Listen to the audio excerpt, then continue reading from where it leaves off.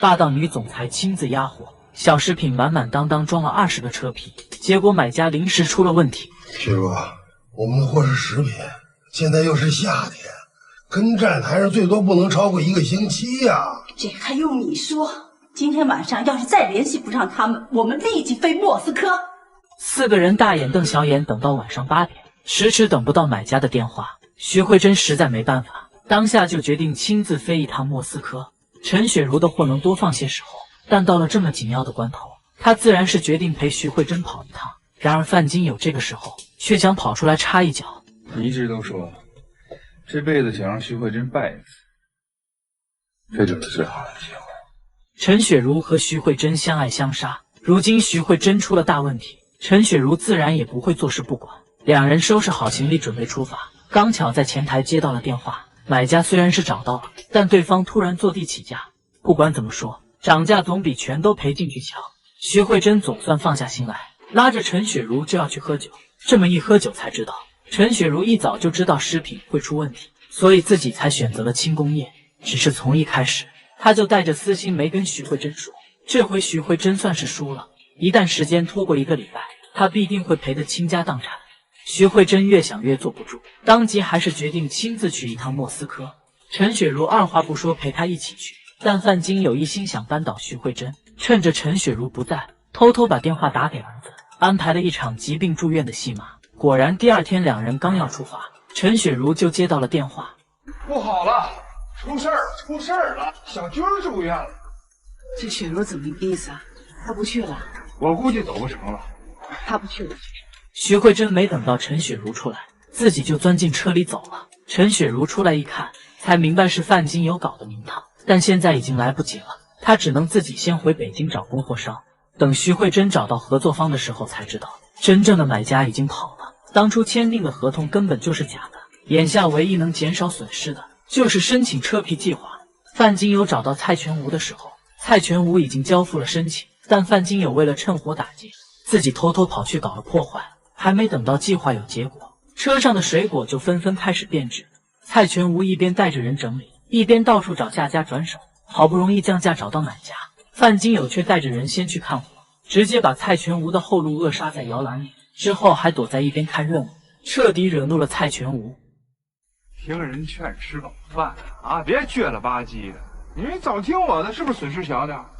哎，我跟你说啊，这就是一扛大个儿的，你给他穿上西服。还是这么3轮的，是不是？这么说话，蔡全吴一个拳头砸过去，范金友连说话的资格都没有。只是可惜了这些水果堆在车皮里好多天不说，一场大雨全让雨淋透了。徐慧珍从莫斯科回来的时候，蔡全吴一脸绝望地坐在一边，这可是2人全部的积蓄，彻底赔的什么都没了。责任全在我，全在我，是我的责任。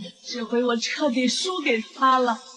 他从一开始就知道，只要不是食品，他就不会有这么大的损失。太惨了！陈雪茹和徐慧珍斗了大半辈子，这回徐慧珍真的栽了，陈雪茹却半点都高兴不起来。徐慧珍要强了半辈子，竟然一夜之间就白了头发。女儿们看到徐慧珍的样子，才意识到出了大事，偏偏徐慧珍就是不愿意承认。蔡全吴知道徐慧珍好强，自然也没跟孩子们说实话，只是打回去那天开始，徐慧珍就把自己关在房间里，不出门也不吃饭。蔡全吴不忍心看着徐慧珍这样，于是找到牛爷，把家里的古董家具都抵押了出去。牛爷最了解这2口子，二话没说聚集了胡同里的大伙，把家底拿出来帮蔡全吴办了事。酒窖里珍藏的100年老酒也都卖给了陈雪茹，就连孩子们也把自己的存折都拿了出来。在蔡全吴的努力下，曾经的徐慧珍又回来了。哪儿跌倒哪儿爬起来，我打算再战俄罗斯。谢谢你，全。这次要不是你，我恐怕爬不起来了。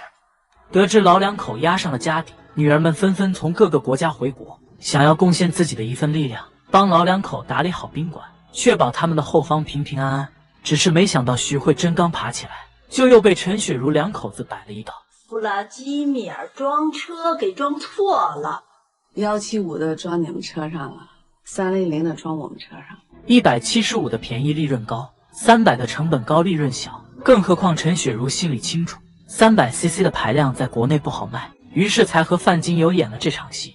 本以为徐慧珍又在了，没想到徐慧珍这次做好了功课，压根就没把货带回国，而是带到蒙古去，一转手赚了个盆满钵满，赔进去的钱都赚了回来。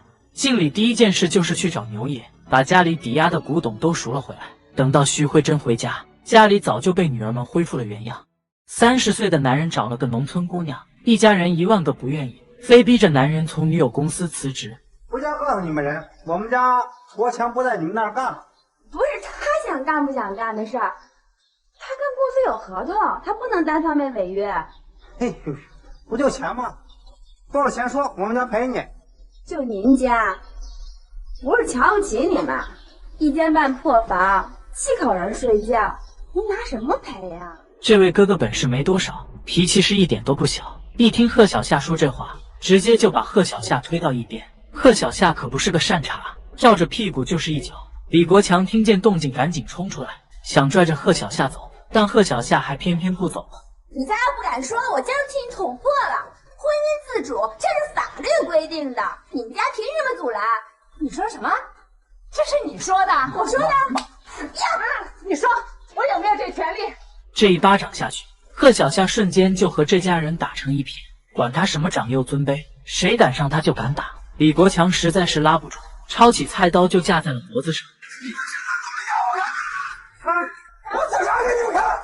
贺小夏生怕李国强伤到自己，只能从他家里跑了出来。两人在小酒馆里互表忠心，压根就没想到李家人直接追到了宾馆大堂，非说贺小夏踢伤了人，跑来找徐慧珍要个说法。贺永强一看女儿受了委屈，单枪匹马就杀到了李家，结果李家就剩个老头子在家，贺永强揪起来就是一拳，直接放倒在床上。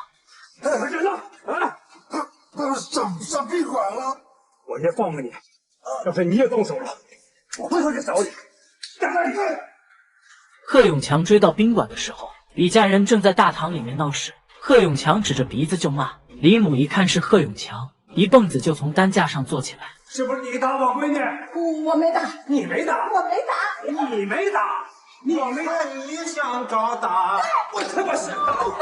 贺永强可是出了名的老倔头，打起人从来不带手软，得亏是警察来得快，才没让贺永强闹出事来。经过这么一遭，李家人更不可能同意。贺小夏执意要带李国强走，李家人刚要对贺小夏动手，贺永强直接就窜出来。